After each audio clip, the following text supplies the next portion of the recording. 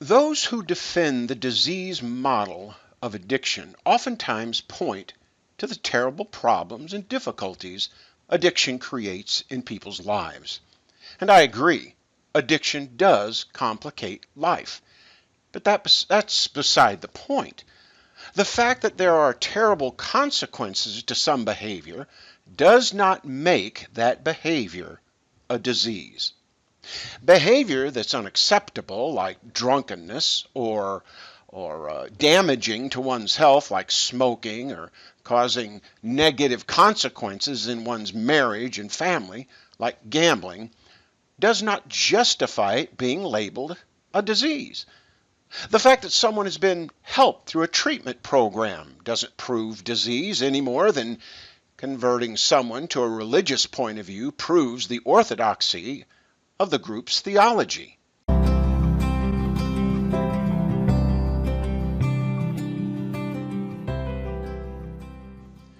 The activity of an addicted person is said to be part of the disease. Whether addiction involves a substance like alcohol or no substance like gambling or pornography, addiction is always linked to more than just what the alcohol does after it gets into a person's body. It has to do with a person, or rather what a person is doing to get it into their body in the first place. What are they doing? Well, they're preoccupied with thoughts about the alcohol experience, getting drunk. They're thinking about how and when they will obtain more alcohol. Addiction is said to be let me say it like this. Addiction is said to be more than just the act of watching pornography. There's the preoccupation with obtaining pornography. When is the best time to watch it so my wife or husband doesn't catch me? There are thoughts, fantasies, and cravings of the experience of being aroused by watching pornography. The activities associated with the alcohol or sexual addiction is considered to be part of the addiction, the disease. Now, I don't doubt for a moment prolonged use of drugs, alcohol, or nicotine can cause disease. Persistent use of alcohol can cause cirrhosis of the liver. Prolonged smoking can cause lung cancer. But the activity itself, the ingesting of alcohol, smoking cigarettes, is itself not a disease. There are disorders and diseases associated with many activities. However, unlike addictions, the activities themselves are not diseases. For example, concussions are common among football players, but playing football is not said to be a disease. Pursuing a career playing football is not a disease. A disease common among farmers is farmer's lung, and it's caused by breathing in dust from hay, corn, and pesticides, and so on. But farming is not said to be a disease. The pursuit of becoming a farmer is not a disease. You see, the criteria for determining diseases are a change, alteration, or abnormality in the structure or function of the body. For example, a skin rash, a lump, or high blood sugar. These are referred to as signs. A sign is objective evidence of disease. It can be seen, felt, or detected, for example, by a blood test, a colonoscopy, or MRI. A symptom is different. A symptom is subjective. For example, someone may complain they're having chest pains. That is only known by the person having the pain. Another person cannot feel that pain. In standard medical practice, the diagnosis of a disease is based on signs: a rash, lump, tumor, or high levels of sugar in the blood. Diseases are diagnosed based on signs or a combination of signs and symptoms, but not on symptoms alone. No scientist or doctor has ever discovered the disease of addiction. Addiction has no sign. A man goes to the doctor. He's diagnosed as having cirrhosis of the liver. A sign. Now, while there are other conditions that can cause cirrhosis of the liver, the doctor suspects he's a heavy drinker. But there's no bodily sign he's addicted to alcohol. Then how do we know a person is addicted? They tell you they're addicted.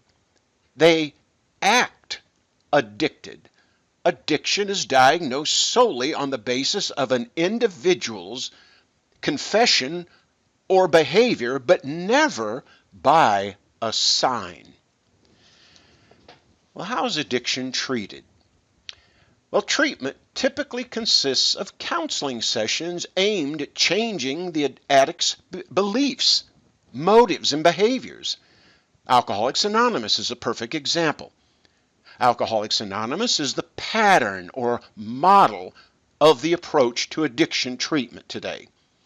Narcotics Anonymous, Marijuana Anonymous, Overeaters Anonymous, Sex Addicts Anonymous, Gamblers Anonymous, and the list goes on and on. They're all carbon copies of Alcoholics Anonymous. Alcoholics Anonymous and all other 12-step groups are unquestionably religious in nature. Not Christian, I said religious. Alcoholics Anonymous, their official conference-approved literature is filled with references to God. Alcoholics Anonymous is polytheistic. In other words, they accept the idea that there are many gods. The emphasis is on each member believing in God as he or she understands and interprets God to be. Most meetings begin with the serenity prayer, which is, quote, God grant me the serenity to accept the things I cannot change, and the courage to change the things I can, and the wisdom to know the difference, unquote. The meetings typically include public prayer, confession, and sometimes a speaker. The speaker will typically begin by describing the problems, difficulties, and shame and hopelessness he experienced as a drinker. Finally, when he realizes he was powerless over the alcohol, someone invited him to an AA meeting. It was his last resort, you may say. At first, all the God talk kind of turned him off. However, he eventually surrendered himself and turned his life over to a higher power. His life was transformed. It's a religious organization. It's all there. God, faith, confession, prayer, and salvation or transformation. The 12 steps constitute the foundation of the AA program and are clearly religious. Step 1 says, we admitted we were powerless over alcohol and that our lives had become unmanageable. Well, that's the confession. Step 2 came to believe that a power greater than ourselves could restore us to sanity. That's faith. Step 3 made a decision to turn our will and our lives over to the care of God as we understand Him. There's confession and faith. Step 4 made a searching and fearless moral inventory of ourselves. Step 5 admitted to God, ourselves, and to another human being the exact nature of our wrongs. That's confession to God and others. Step 6, we are entirely ready to have God remove all these defects of character. Notice, not remove sorrow over sin, but defects in character. Step 7, humbly ask Him to remove our shortcomings. Notice, again, not sin, but shortcomings. Step 8, made a list of all the persons we had harmed and became willing to make amends to all. There's the confession and reconciliation. Then step 9, made direct amends to such people whenever possible, except when to do so would injure them or others. Step 10, continued to take personal inventory, and when we were wrongly, properly, promptly admitted.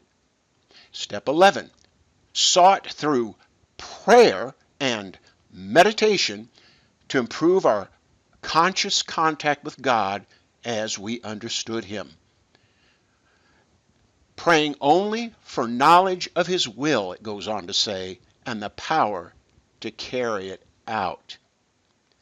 Step 12, having a spiritual awakening as the result of these steps, we try to carry this message to alcoholics. There's the witnessing, taking the AA gospel to others. At the conclusion of most meetings, members rise, hold hands, and say the Lord's Prayer. What kind of disease is it in which the most popular and celebrated treatment is a conversion experience into a polytheistic religious cult?